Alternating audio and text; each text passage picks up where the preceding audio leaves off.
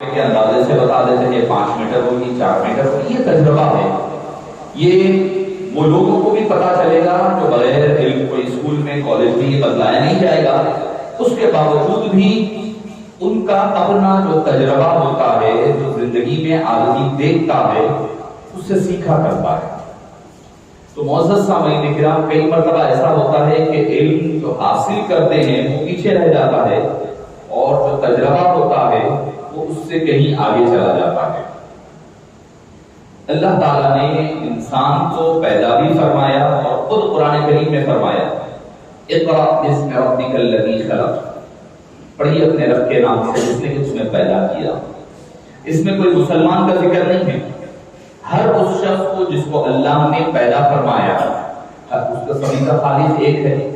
کسی کا خالق جدا یا مختلف نہیں ہے. سب کا، چاہے مسلم ہو، غیر مسلم ہو، عیسائی ہو، یہودی ہو، نصرانی، ہر ایک کا خدا ایک ہی ہے. اللہ عز و جل کی ذات پاک ہے. اسی نے پیدا فرمایا، فرما رہا ہے اس کے رب کے نام سے ہو. خلق الانسان من علق، جس نے ایک خون کے گوشت کے لوتھڑے سے انسان کو پیدا فرمایا.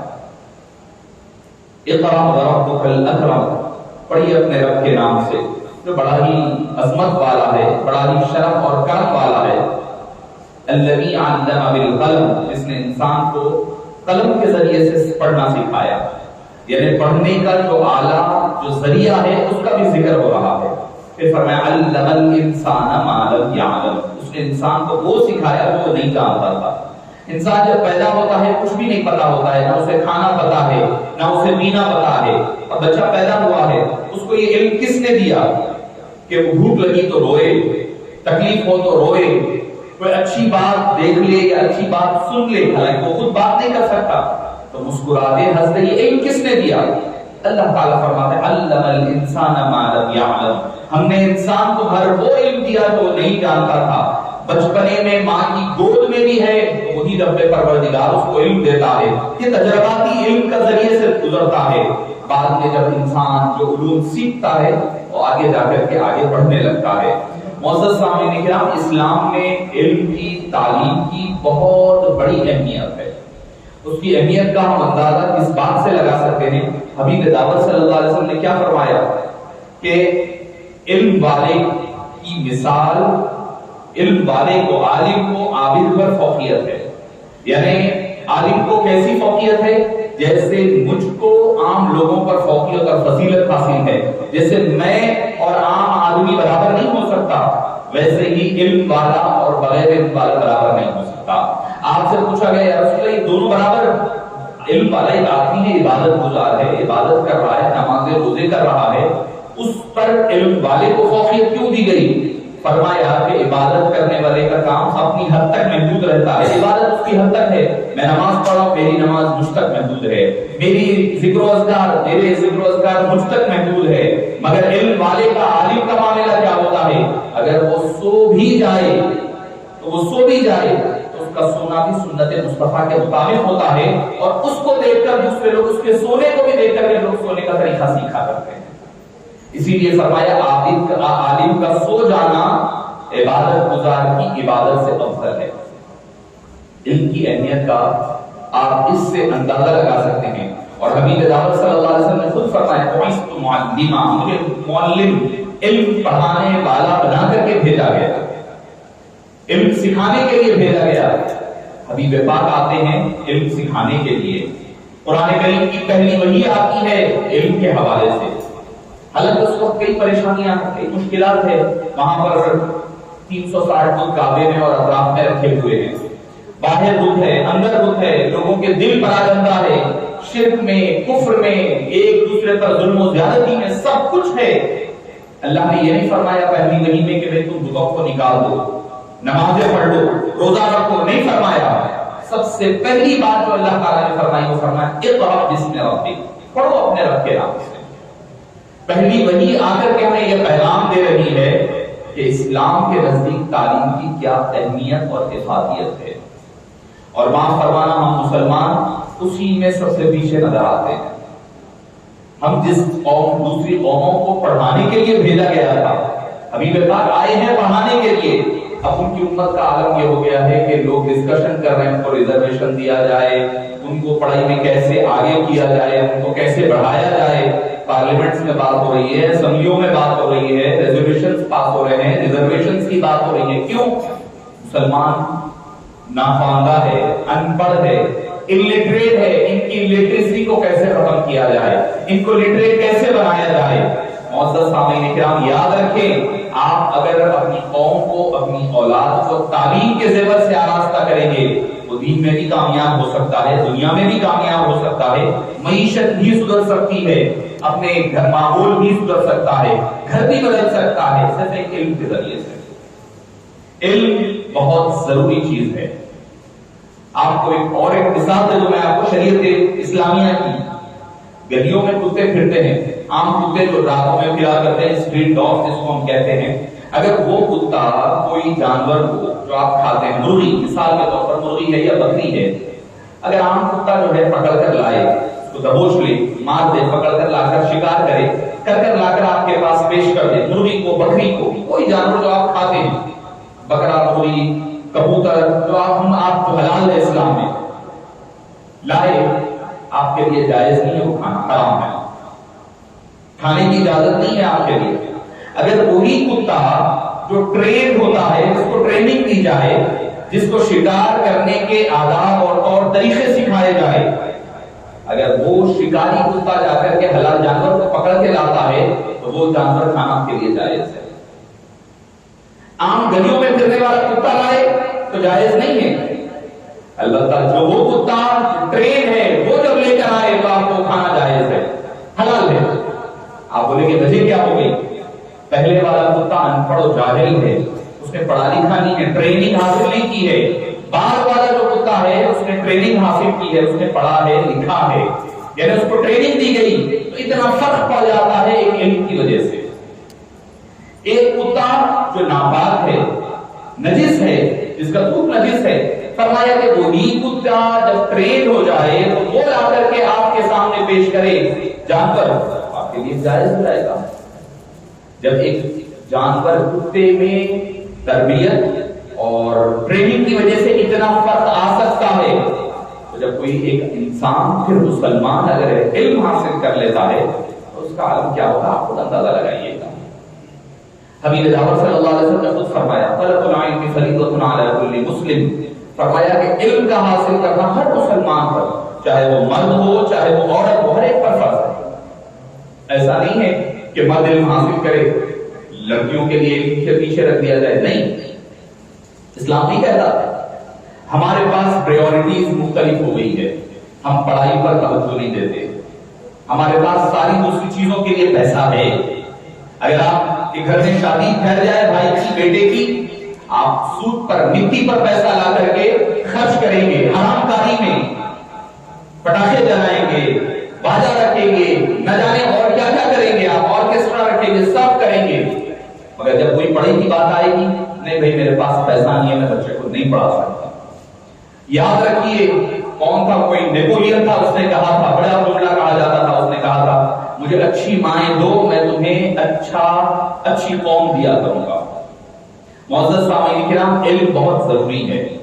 آپ کو ایک ٹائم بھوکا رہنا پڑے تو رہیے، مگر اپنے بچوں کو علم کے زیور سے آراستہ کریے. علم بہت ضروری ہے. آج آپ اگر موجودہ دور میں، خاص طور پر ہندوستان کے حالات میں، اگر آپ چاہتے ہیں کہ اپنے آپ کو اپلفٹ کریں، سامنے والے کے مد مقابل ٹھہرائیں، تو صرف ایک علم ہے آپ کے پاس جس کے ذریعے سے آپ ہر چیز کا مقابلہ کر سکتے ہیں.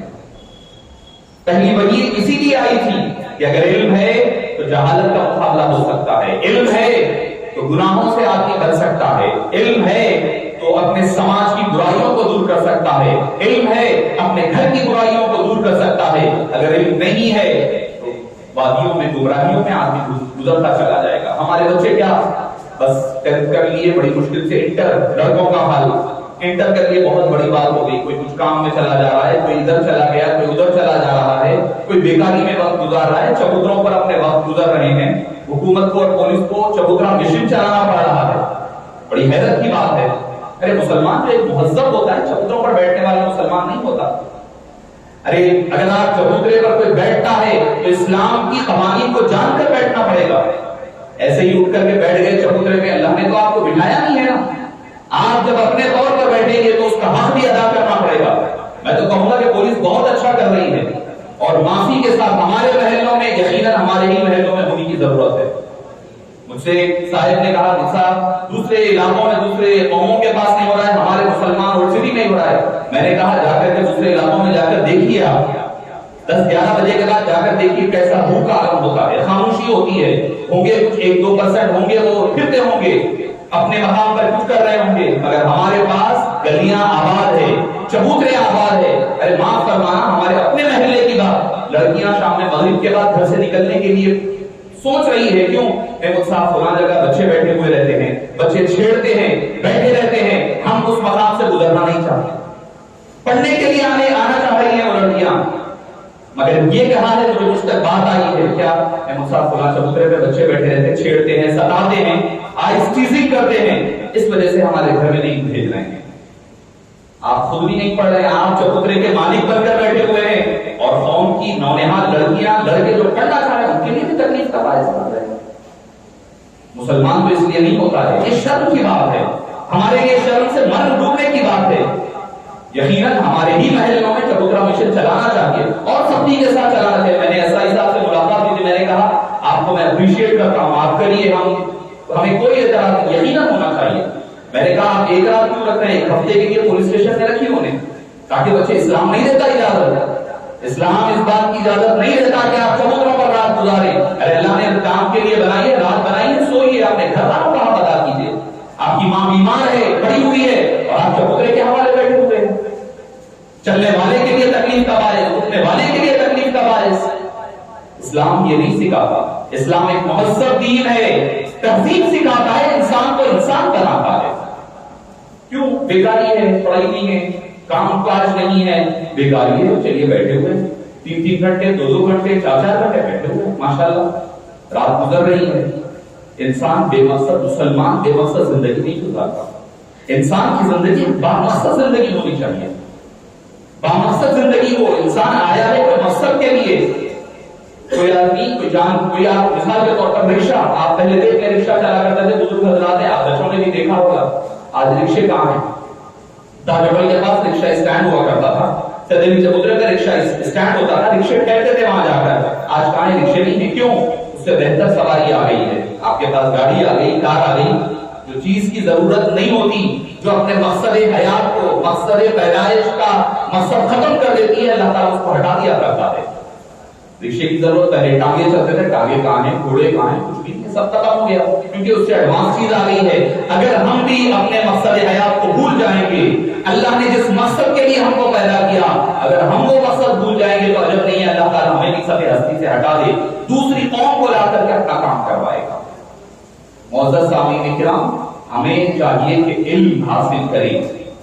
علم بہت بڑی نعمت ہے، چاہے مرد ہو چاہے عورت ہو، ہر ایک کے لیے علم ہے ضروری، اور خواتین کے لیے اور زیادہ ضروری ہے. خواتین کے لیے اور زیادہ ضروری ہے کہ وہ علم دین بھی حاصل کریں، علم دنیا بھی حاصل کریں. حضرت سیدتنا بی عائشہ رضی اللہ عنہا کی مثال آپ کے سامنے ہے. صحابہ کرام آتے، بڑے بڑے جلیل القدر صحابہ آتے، آ کر بی عائشہ سے علم حاصل کر کے جایا کرتے، پردے میں رہ کر کے پوچھتے، اے ام المومنین یہ مسئلہ کیا ہے، یہ حدیث کیا ہے، یہ فلاں چیز کیا ہے، یہ بیماری ہے تو اس کا علاج کیا ہے، یہ تک پوچھا کرتے تھے بی عائشہ سے. پردے میں رہ کر کے علم سکھایا کرتے. تو خواتین اگر علم والی بنے گی، دیندار بنے گی، بچیاں اگر دیندار بنے گی تو ایک پورا خاندان سنور سکتا ہے. مرد حضرات کا بھی علم حاصل کرنا ضروری ہے. مرد حاصل کرے گا تو اس کا علم اس کی حد تک محدود رہے گا، مگر اگر وہی خواتین یا لڑکیاں علم حاصل کرے گی تو اس کی وجہ سے پورا ایک خاندان سنور سکتا ہے. جیسے میں نے نیپولین کی بات کی تو اس نے کہا تھا، بڑا جملہ کہا جاتا تھا کہ تم مجھے اچھی مائیں دو میں تمہیں اچھی قوم عطا کروں گا. ویمنس رائٹ کے بارے میں بہت کچھ اتنا بڑا جملہ کہا. ارے قربان جائیے، ہمارے آپ کے حبیب پاک نے فرمایا ہے، کیا فرمایا؟ اے لوگوں تم اپنے گھروں کو جاؤ، جو کچھ علم یہاں حاصل کرے اپنی بیوی بچوں کو سکھا دیا کرو. اس سے بڑھ کر اور کیا ہونی چاہیے؟ معزز سامعین کرام، گھر کا ماحول جب تک علم والا یا دین والا نہیں ہوگا، ہمارے گھر سے سدھار پیدا نہیں ہو سکتا. آپ چاہتے ہیں بھائی فلاں چیز ہو فلاں چیز ہو، آپ کے گھر آپ کے حوالے ہے، آپ اپنے گھر کے مالک ہے، آپ چاہتے ہیں تو شریعت کو لاگو کر سکتے ہیں، اگر نہیں چاہتے ہیں تو بڑا ہی اپنے گھر میں اور پھیلا سکتے ہیں۔ آج ہمارے پاس دین سے دوری ہے، جہالت عام ہو گئی ہے، سوسائڈ ہو رہا ہے، ڈرگس کا استعمال عام ہو گیا ہے، گلی گلی بچے چھوٹے چھوٹے بچے ڈرگس لے رہے ہیں، سود خوری یعنی انٹرسٹ کی وجہ سے پیسہ لینا، پھر اس کے اوپر کئی گیمز کی وجہ سے بچے ان کو معلوم بھی نہیں ہے حلال حرام کیا ہے، گیم چل رہا ہے، کرکٹ میچ ہے، پورے پیسے لگا کر دیکھے ہوئے ہیں، جیتنے والے حرام نہیں ہے، ہمیں کوئی فکر نہیں ہے، بچے پریشان ہو جائیں گے، مسئلہ یہ کیا ہے، حقیقت بول رہا ہوں میں آپ بھائی 10 ٹیم بنائے، 10 ٹیموں سے آپ پیسہ لیے، لے کے آرگنائزر اپنا شیئر نکال لیا، جو ٹیم جیتی اسی پیسے میں سے اس کو دیا، یہ حرام ہے، حرام جا رہا ہے ہمارے پیٹ میں، نہ دعائیں قبول ہو رہی ہیں نہ نمازیں قبول ہو رہی ہیں۔ اس چیز کو ہمیں سمجھنا نہیں، پتا ہمیں پتہ ہی نہیں، علم نہیں ہے، سیکھنا بھی نہیں چاہ رہے، جو اپنے من میں آیا سمجھ میں آیا کر رہے ہیں، جو آن لائن انویسٹمنٹ، یہ انویسٹمنٹ وہ سب چل رہا ہے، جائز ناجائز حرام غیر حرام سب چل رہا ہے، اللہ کی رحمتوں سے ہم دور ہو رہے ہیں۔ تو معزز سامعین کرام، اپنی خلاصہ کلام یہ ہے، اپنے گھروں میں دینی دنیاوی دونوں علوم کے لیے اپنے بچوں کو تیار کریں، اپنی پریورٹیز کو بدلیں، دوسری چیزوں پر آپ خرچ کرتے ہوں گے اس کا خرچ کم کریں، تعلیم پر زیادہ خرچ کریں، تعلیم پر سب سے زیادہ، چاہے لڑکا ہو چاہے لڑکی ہو، تعلیم سکھائیں، تعلیم ضروری ہے، تعلیم کے بغیر آدمی آگے جا کر کے کچھ نہیں کر سکتا، علم ہوگا تو اگر کچھ فائدہ نہ بھی ہوا تو کم سے کم مہذب ہو جائے گا، گھر کا ماحول، خاتون اگر ایک پڑھی لکھی ہوگی اپنے بچوں کو خود ہومورک کروا لے گی، خود پڑھا لے گی، بچوں کو دین پڑھا لے گی، دنیا پڑھائے گی، بری چیزوں سے روکے، اگر اس کو معلوم ہوگا تو، اگر اس کو ہی نہیں پتا ہے تو ٹھیک ہے، پھر اللہ ہی حافظ ہے ویسے گھرانوں کا۔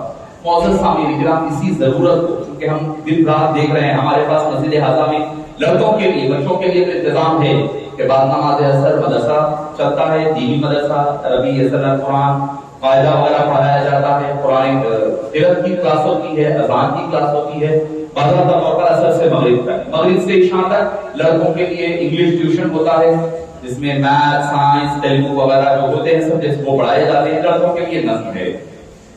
کئی دنوں سے ہمارے پاس یہ آ رہا تھا لڑکیوں کے لیے بھی کوئی نظم ہونی چاہیے، کیونکہ ہمارے گھر پر لڑکیوں کا مدرسہ چلتا ہے، شام میں 5 بجے سے مغرب تک لڑکیوں کا مدرسہ، حضرات کو نہیں پتا ہوگا، بچیاں جو پڑھنے آتی ہیں وہ پڑھنے آتی ہیں ہمارے پاس اثر سے مغرب تک گھر پر، کوئی فیس نہیں دی جاتی، کوئی فیس نہیں، آپ کو فیس مانگ نہیں رہے ہیں، بس آپ اپنے بچوں کو پابندی کے ساتھ روانہ کرے، بس وہی سب سے بڑی فیس ہے۔ آپ کوئی فیس نہیں ہے، نہ مسجد میں کوئی فیس دی جاتی ہے، نہ گھر پر پڑھائے جانے والے لڑکیوں کے مدرسے میں کوئی فیس دی جاتی ہے، تو مدرسہ اثر سے مغرب ہوتا ہے۔